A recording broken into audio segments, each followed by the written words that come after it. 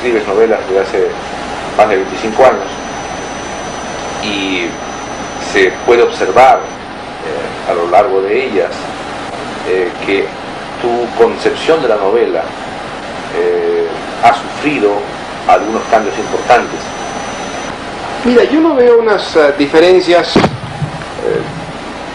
muy marcadas entre las distintas novelas que he escrito. Creo que hay diferencias, pero que son diferencias dentro de lo que podríamos llamar una misma visión de la novela, una misma idea de la novela.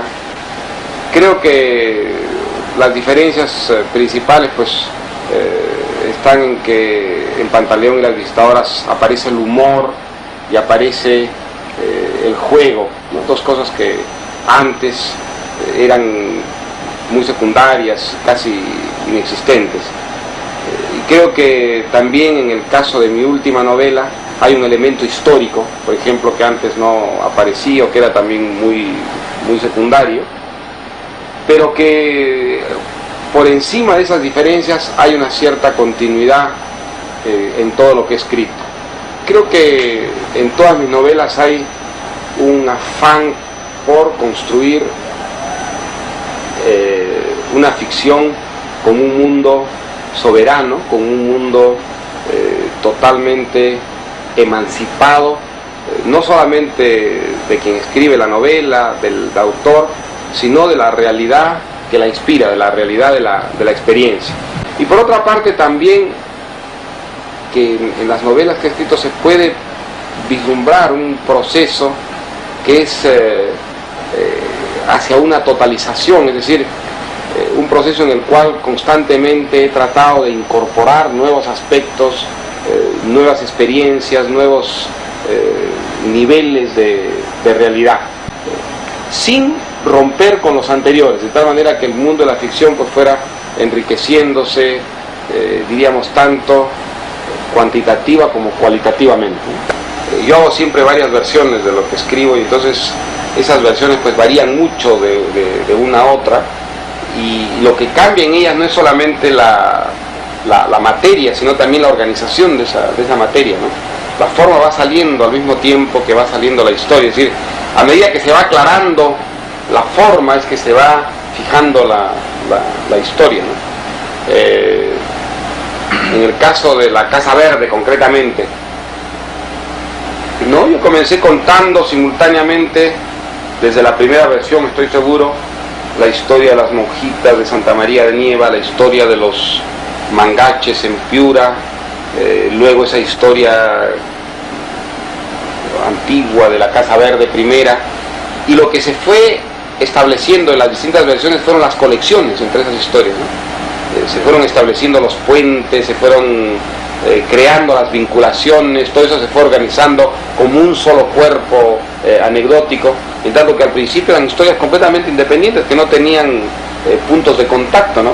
Después se organizaron en el tiempo, pero creo que básicamente en todas las novelas que he escrito hay una estructura que en embrión está dada ya desde esa primera versión, ¿no? Bueno, me cuesta más trabajo escribir, ¿no? Cada libro pues me doy cuenta que me cuesta más trabajo que el anterior, indudablemente, ¿no? Creo que hay un peso que ejerce siempre sobre lo que estás haciendo, lo que has hecho antes, incluso la preocupación de no repetirse, de no hacer las mismas cosas, es ya un problema, ¿no?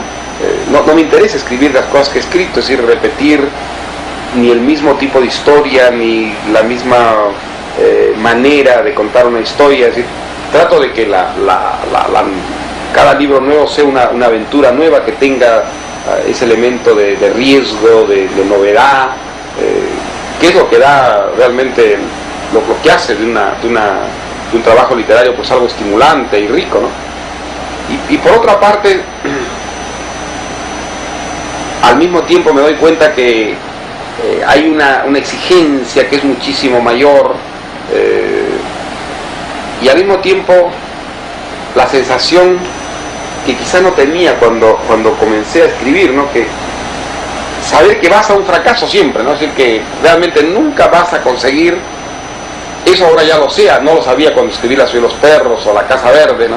Y que nunca vas a conseguir realmente lo que quieres hacer, que lo que más, que a lo más que puedes aspirar es a llegar a algo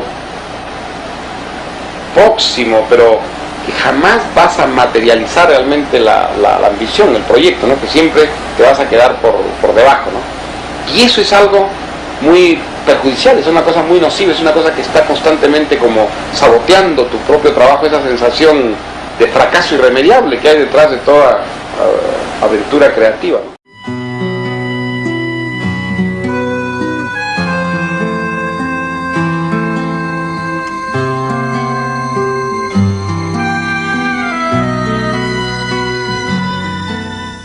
Así como hemos discutido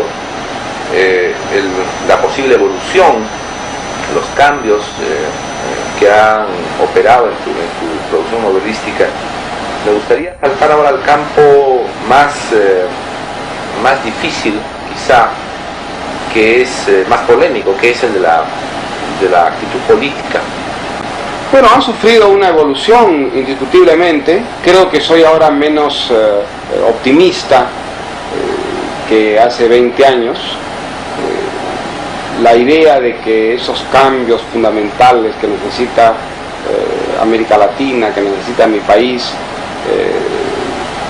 estaban a la vuelta de la esquina, como llegué a creer en un momento, pues ahora no lo creo que los problemas son mucho más profundos, complejos y difíciles de resolver que lo que creí antes. También ahora me preocupa casi tanto las maneras y los métodos como los mismos cambios. Así creo que tan importante como la transformación es el medio a través del cual venga esa transformación. Creo que mi preocupación por la justicia social es exactamente la misma, pero ahora acompañada de una preocupación por el tema de la libertad, que creo que es un tema que en un momento dado disociaba del otro o que lo consideraba un tema más bien de segundo orden, y ahora estoy convencido que no, ahora estoy convencido que el tema de la libertad es realmente una parte inseparable del tema de la justicia, que son el anverso y el reverso del mismo problema, y que si no se resuelve simultáneamente este problema, en realidad no se progresa en el campo de la justicia ni en el campo de la libertad, ¿no? Pero para ser menos abstracto, es decir, creo que me he vuelto más escéptico en materia política de lo que era antes. Ahora estoy mucho más convencido que el problema político es un problema mucho más práctico que teórico. Creo que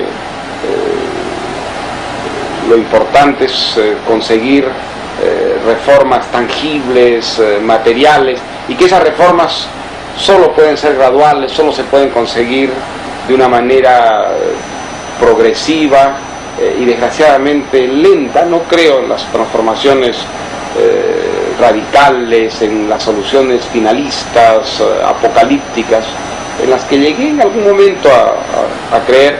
Hoy día estoy convencido que esas no son soluciones, que nunca han resuelto realmente ningún problema, que han traído más problemas que los que venían a resolver.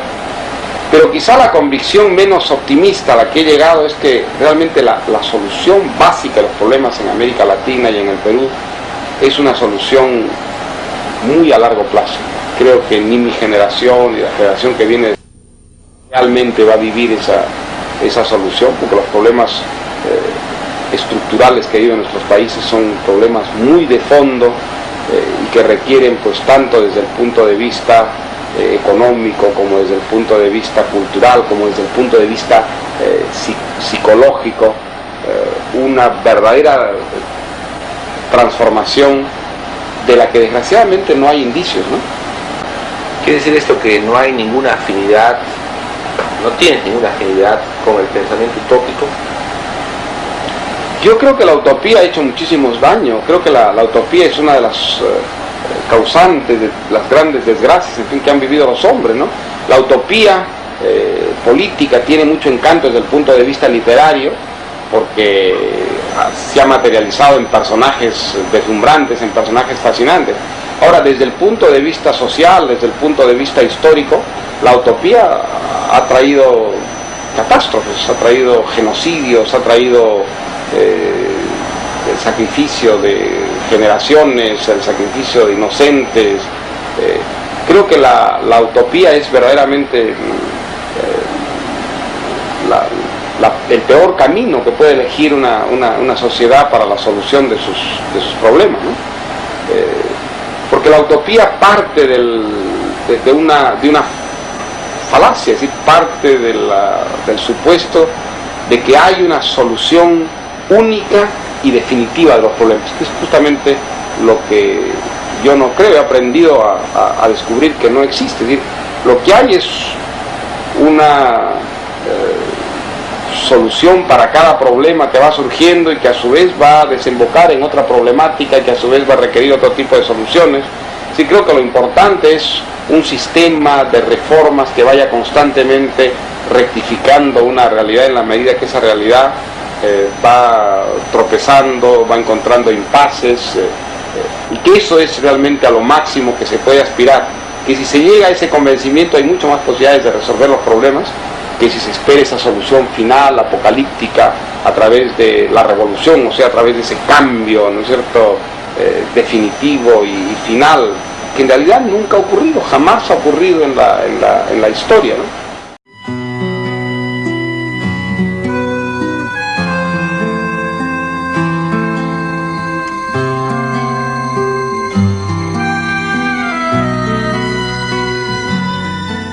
Años hayas vuelto a cultivar un género, el teatro, que cultivaste en una época ya muy lejana, ¿no? En tus años de colegial en Piura, cuando presentaste una obra teatral que se llamaba La Huida, o La Huida del Inca, cuyo original ha desaparecido al parecer. Y por un lado has vuelto a hacer teatro después de muchísimo tiempo. Y por otro lado,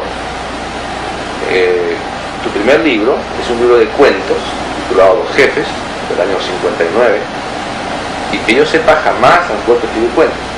Me gustaría ver cómo explicas tú este retorno al teatro, este interés por el teatro que parece creciente en ti, y por qué esta negativa o esta resistencia a cultivar el género del cuento con el cual comenzaste tu carrera literaria. Bueno, creo que el cuento, en mi caso, fue siempre un camino hacia la novela, ¿eh? Tengo la impresión que los cuentos de Los Jefes son como novelas frustradas, que todos esos cuentos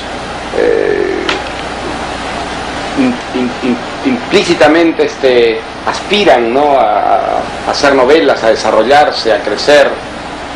Y desde entonces sí, es verdad que cuando he intentado escribir, con excepción de Los Cachorros, que se puede llamar un cuento largo o una novela corta, todas las historias que se me ocurren son historias que tienden a desplegarse así en el espacio, pues, de una manera novelesca, ¿no?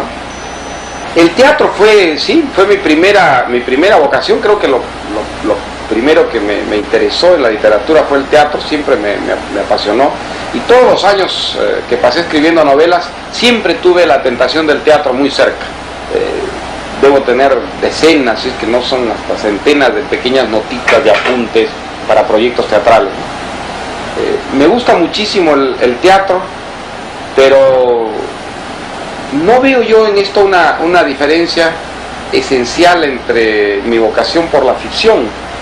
Para mí el teatro es un aspecto de la ficción, una parte de la ficción, y lo que me interesa en el teatro es más o menos lo que me interesa en la novela, es decir, una historia, un mundo de mentiras, un mundo construido a partir de una experiencia real, pero que se ha emancipado, que se ha independizado de esa realidad objetiva y se ha convertido en ficción.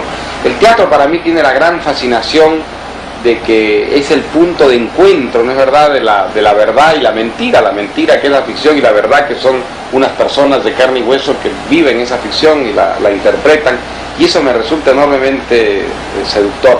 Por otra parte, tú te has fijado cómo el diálogo es una cosa, pues, esencial en mis novelas, ¿no?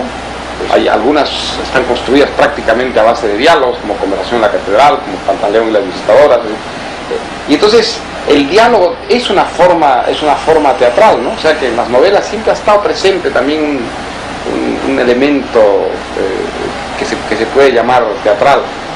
Hay una curiosa dialéctica que al principio un lector puede dejar pasar de largo, pero que después se vuelve inevitable, entre la actividad política y sus limitaciones y sus fracasos y su rigor abstracto y un poco idiótico, y la actividad del placer, especialmente el físico, el sexual, en tu novela. Y esto al final, en el epílogo, en la parte final de la novela, produce una escena que es la más misteriosa de la Guerra Civil. Es la escena en la que el varón de Cañabrava hace el amor con su mujer enferma y simultáneamente con la sirvienta de ella. Esta escena es muy sorprendente dentro de la novela y creo que ahí hay como una especie de clave inquietante, porque propone el goce individual como la única posibilidad que cabe en un mundo dominado por políticos como los que pueblan tu novela. Bueno, no propone eso como una solución. Creo que lo que hay en esa escena básicamente es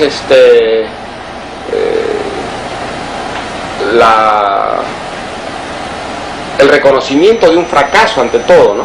El varón de Cañabrava, que es un hombre culto, es un hombre que ha creído siempre en las ideas, es el primero en sacar una conclusión que pone en tela de juicio todo lo que él ha sido y todo lo que ha creído hasta ese momento, después de lo que ocurre en Canudos, ¿no? Canudos le muestra a él que realmente toda su cultura, todos sus conocimientos, toda su experiencia no le han servido de nada frente a eso que ha ocurrido en sus narices, de lo que han sido protagonistas gentes con las que ha vivido toda su vida y a las que él creía conocer, y sin embargo él ha sido totalmente incapaz de prever lo de Canudos, entender las reacciones de la gente de Canudos. Ha descubierto que el mundo pues es algo mucho más vasto, complejo, que aquello que puede ser descrito y atrapado a través simplemente de las ideas y del conocimiento, ¿no? El hombre es algo más que eso, y en ese otro aspecto, en esa otra dimensión, está algo que él siempre ha reprimido y condenado, como lo entiendo, ha reprimido y condenado la cultura desde el principio de nuestra civilización, por lo menos, ¿no? Que es el mundo de los sentidos, el mundo del goce, el mundo, diríamos, de la imaginación, en cierta forma, ¿no? Y entonces él reacciona en ese momento de una manera que me parece profundamente vital, ¿no?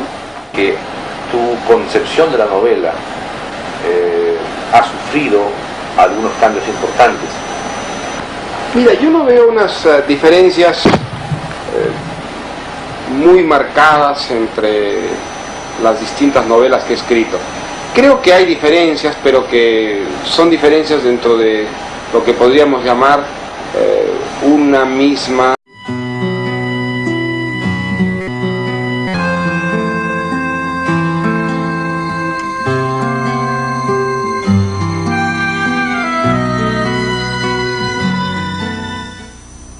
escribes novelas desde hace más de 25 años y se puede observar a lo largo de ellas que también en el caso de mi última novela hay un elemento histórico, por ejemplo, que antes no aparecía o que era también muy secundario, pero que por encima de esas diferencias hay una cierta continuidad en todo lo que he escrito. Creo que en todas mis novelas hay un afán por construir una visión de la novela, una misma idea de la novela. Creo que las diferencias principales pues están en que en Pantaleón y las Visitadoras aparece el humor y aparece el juego, ¿no? Dos cosas que antes eran muy secundarias, casi inexistentes. Y creo que una ficción con un mundo soberano, con un mundo totalmente emancipado, no solamente de quien escribe la novela, del autor, sino de la realidad que la inspira, de la realidad de la experiencia. Y por otra parte también que en las novelas que he escrito se puede